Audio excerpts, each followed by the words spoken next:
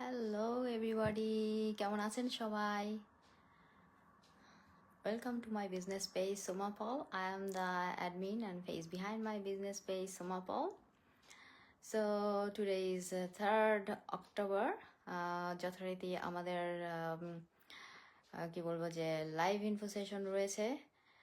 Information নিন business সম্পর্কে। সঠিক তথ্য যদি না থাকে তাহলে সামনে এগোনো আসলেই খুব মুশকিল। কারণ এই তথ্য হয়তো দেখা যাবে যে আজ নয় কাল আপনার জীবনে কাজে লেগে যাবে।